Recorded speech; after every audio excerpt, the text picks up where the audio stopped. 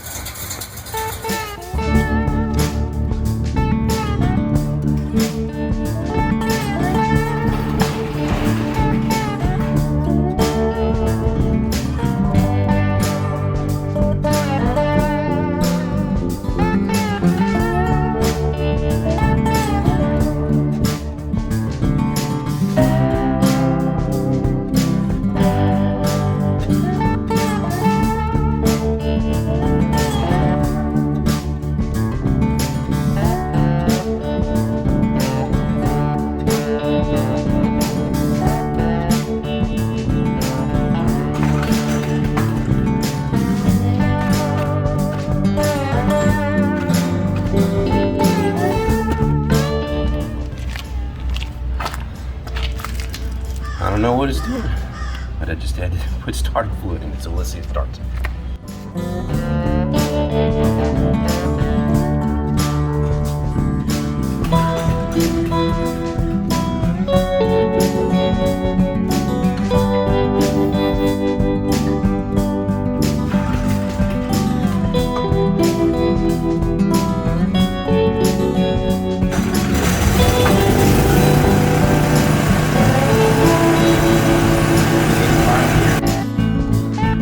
Right, it's 88 upstairs.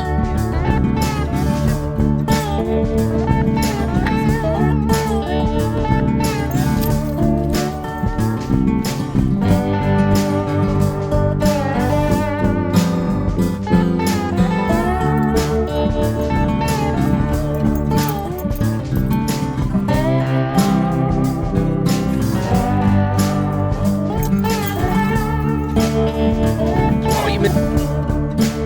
Deuce. Goes a bit.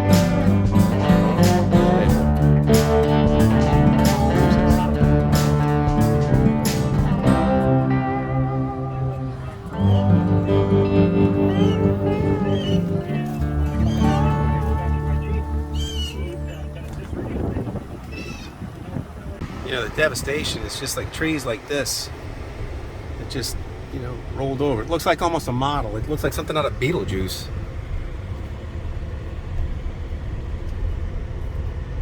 And this, when I'm showing you, this goes on. This is all over the New Orleans region. We're in the suburbs, and it's just catastrophic what happened. And this is we don't have the worst of it. I just need to go see. Gas stations, like that gas station's closed. None of the gas stations have had fuel. It says store only open. Like now the lights are out, so I've got to come to a traffic signal and treat it like a four-way stop. It's an interesting time right now. Gas stations closed. They're waiting for fuel. Give me a second to navigate this.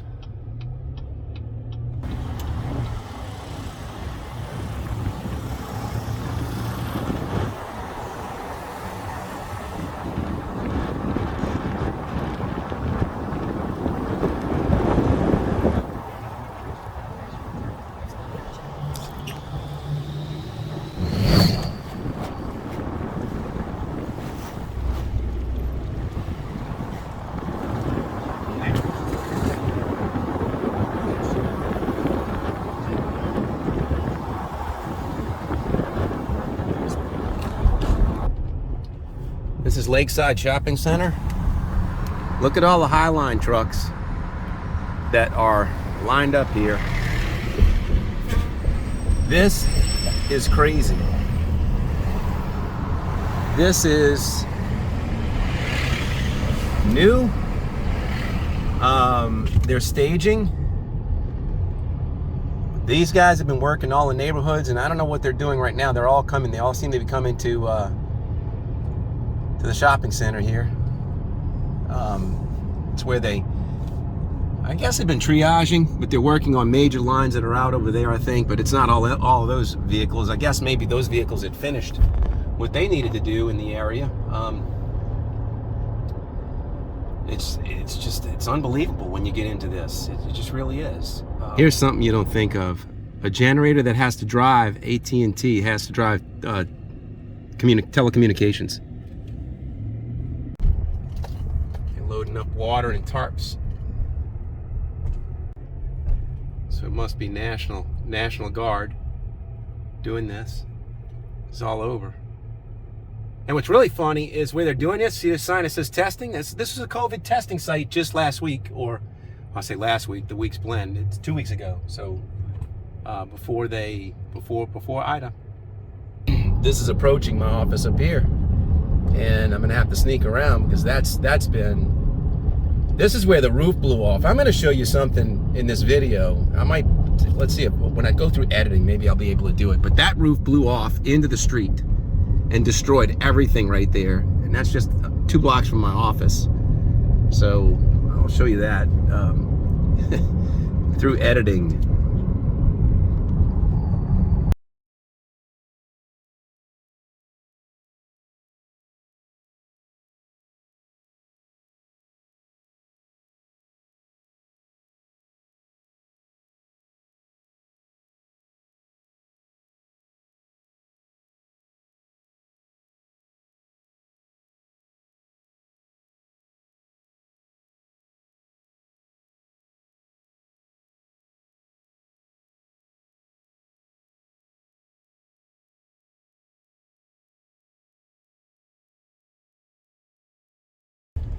The destruction that we felt at the eye was just unbelievable, man.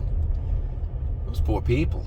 And it's up to us that nearby to drop in and go take care of those people and make sure that they've got that part of our community, and make sure that they can come back, and make sure that we help them rebuild. Because after Katrina,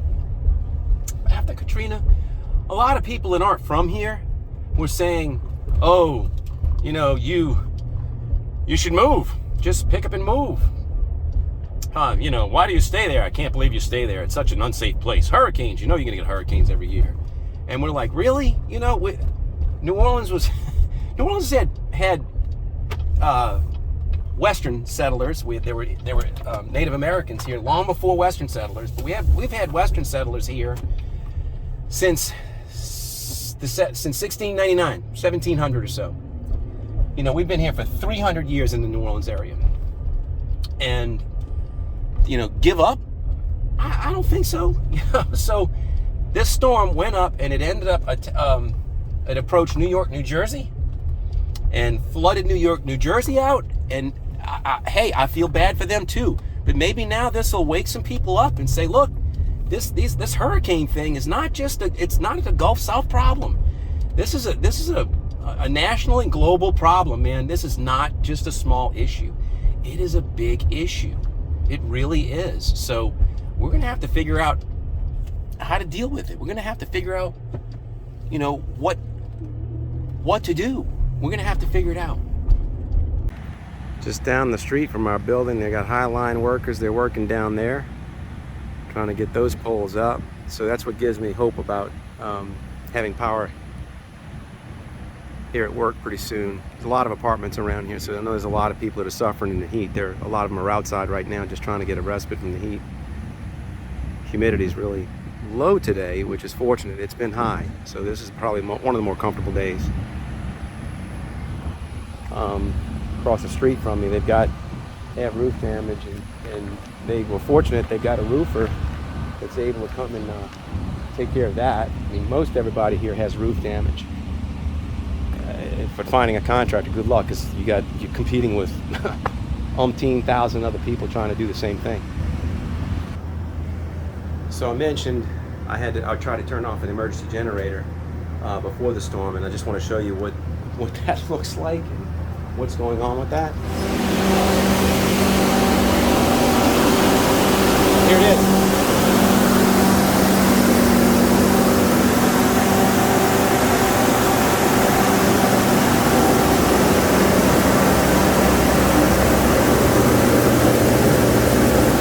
It says 295 hours, only had 123 hours on it 2 weeks ago.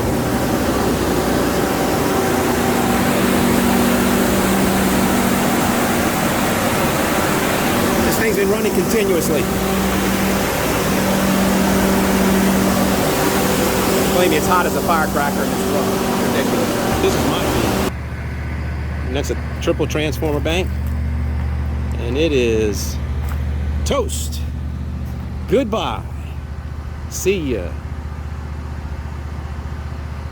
And that's what this storm did. It's it's pretty catastrophic. So we're getting back. I think they say we might have power tomorrow, maybe here, possibly. We'll see. They're working out front right now, so with a little bit of luck, we might have power here too very soon. Been without power for the whole week, and then last night, lo and behold, we got power at about 8 o'clock. We're one of maybe 10% in our area that have power. We're very, very fortunate. I mean, all the streets around me, few of them have it. When I come upon it.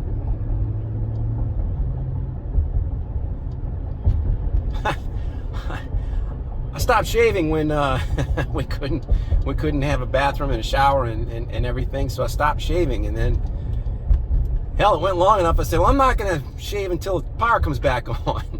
And the power came back on. I went and looked in the mirror, and I was like, I've lived my whole adult life without growing facial hair. I said, why am I gonna give it up now?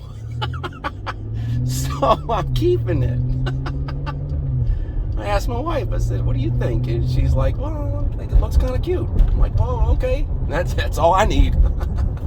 Points for me. So, I'm trying. So years ago, I think I want to credit it was Tommy Chong from Cheech and Chong. Said it's like the same thing, only different. That's the way I feel about Katrina and Ida. It's the same thing, only different. And in many ways, it's the same.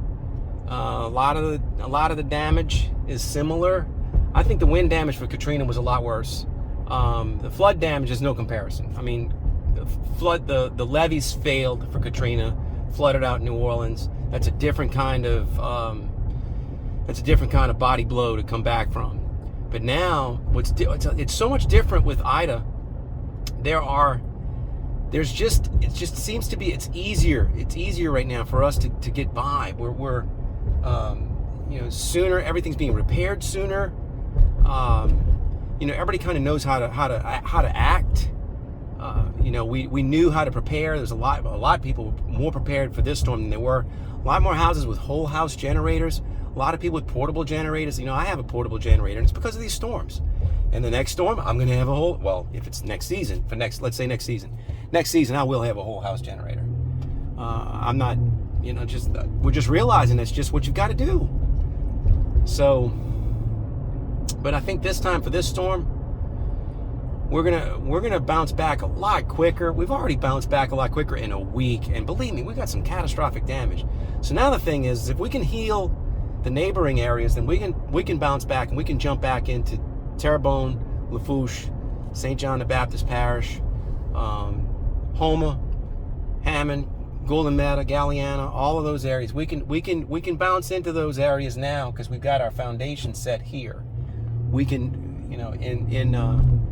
if our region is up, then we can repair that region from here. You need a beachhead. You need that beachhead in order to be able to take care of things. And I think we're in much better shape now than we ever were 16 years ago for Katrina. There's no comparison. none. Well, all in all, it's not so bad right now. You know, I originally thought it might be a month before I could get started working on Christine again. I think right now it might be another week or two. That's not bad. You know, so a couple of 3 weeks delay, hey, we'll live with it. You know, it just is what it is. So in the meantime, I'll probably bring you up to date on some things going on with Ida. I will also, I've got a few parts that I might be able to do some reviews on, some store-bought parts for restoring the body, so we'll do that. But again, as always, I want to thank each of you for tuning in. I appreciate all of you that have subscribed.